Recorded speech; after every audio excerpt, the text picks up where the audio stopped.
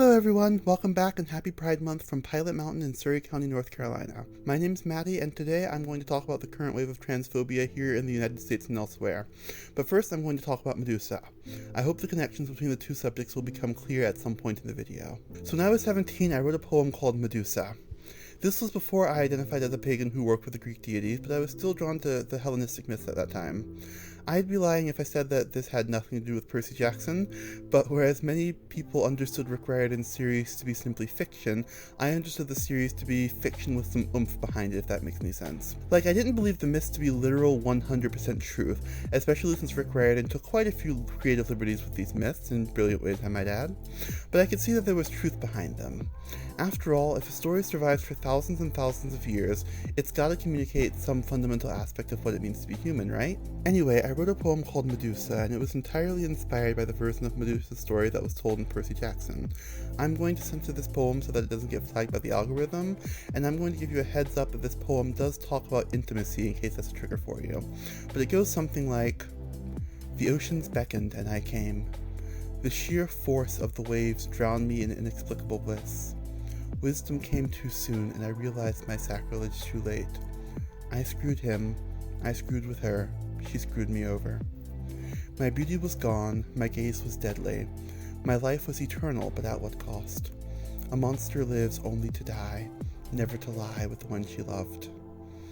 It's a poem I'm still proud of, especially given how young I was when I wrote it. I think it's a nice retelling of that version of the Medusa story. But there's another version of this story, a version in which Medusa is not a consensual partner in this affair. A version in which Athena gives Medusa her deadly form in order to protect herself and others who may be at risk of suffering a similar fate.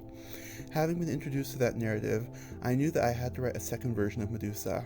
There was no way I could let that 2013 poem exist without a counterpart to reflect my newfound understanding of the story. And it took me almost a decade to find the words I needed, but I found them. Trigger warnings for sexual assault, potentially disturbing imagery, and questions of theodicy. Stop. No, seriously, stop. You don't want to do this. I don't want you to do this. My words fall on deaf ears. When the gods decide that your life is forfeit, who is there left to pray to? Then blessed Athena comes, so beautiful, so radiant, so merciless. Please, milady, I beg of thee, do not turn me away from your service, for I have done nothing wrong. We are not all equipped to fight against those who wish to do us harm.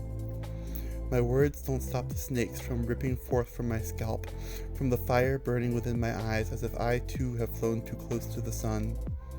It is done, she says, her halcyon voice sending shivers down my aching, weary spine. I'm sorry it had to be this way. And she's gone as soon as she'd come, evanescent as the morning dew on a tiny blade of grass. I'm sorry too, I whispered to no one in particular.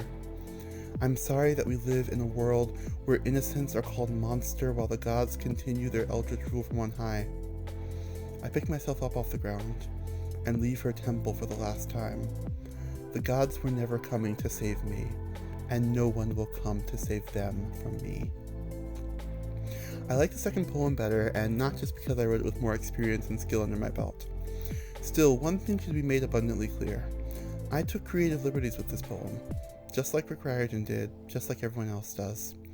There is no version of the Medusa story that I'm aware of in which Medusa swears vengeance against the gods.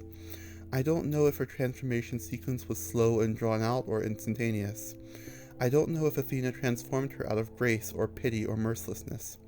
The stories we tell are always clouded by our own perspectives, our own biases, our own experiences. For many of us living in the US, and many other places I'm sure, our current milieu has been impacted in drastic ways by the conversation about trans people, especially trans youth, and whether or not they deserve access to life-saving, gender-affirming health care. And don't get it twisted, the answer is absolutely 100% yes. Denying the trans people the right to an accepting, affirming present leads to a bleak gray future in which many of us don't survive, and those of us who do barely hold on. I want to be angry at the fact that so many politicians know this and don't care, but right now I only know how to grieve. It's infuriating, but at the heart of it all, it's just sad. Still, one thing that I think is even sadder than transphobes who are filled with hate and loathing are the transphobes who are filled with confusion and uncertainty as a result of being lied to by the transphobes who are filled with hate and loathing. According to the Pew Research Center, 42% of Americans report personally knowing a transgender person, up from 37% in 2017. In other words, roughly 58% of Americans don't know or don't know that they know a trans person. That's roughly 193.7 million people in the US alone that have either never met a trans person or don't know that they have. And it's not like people who do know trans people are suddenly experts. There are some people who know me and know me well, but they still possess misconceptions about me and my community that I then have to correct so that the misconceptions don't spread any further.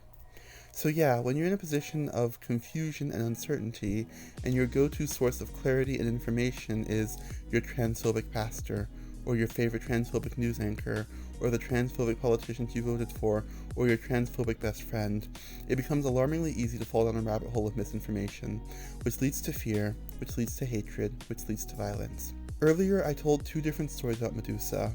One in which she desires the embrace of one god and offends another, and one in which she is the victim of violence at the hands of not one but two gods.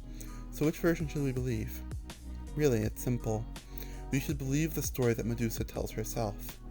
There's an obvious issue with that proposition in that there aren't, as far as I know, any manuscripts that tell the story from Medusa's perspective, but we should acknowledge the fact that crucial information often gets lost when we don't have a first-hand perspective. And regardless of your beliefs about the truth claims present or not present within mythology and folklore, I hope that we can take these stories about Medusa as a metaphor for what's happening today. When talking about race issues, the first people we listen to ought to be people of color. When talking about class issues, the first people we listen to ought to be the poor and working class. When talking about abortion, as many of us in the States are doing right now, the first person we listen to ought to be people who can get pregnant. And when talking about trans issues, the first people we listen to ought to be trans people. There's something to be said for trying to maintain a bird's eye view, or a mountaintop vantage point, but more often than not, it's invaluable to actually gain a ground level perspective. Additionally, it's important to remember that no community is a monolith, and it's important to remember that no one person speaks for a community. That is, we shouldn't tokenize members of minority groups that we happen to agree with. But if we aren't in dialogue with the communities that are being affected, we need to ask why. Who is being ignored? Who is being silenced? And where might our privilege factor into who we're choosing to listen to and who we're choosing to disregard? We're about midway through the year at the time of my recording this, but if you live in the US, please remember that this is an election year.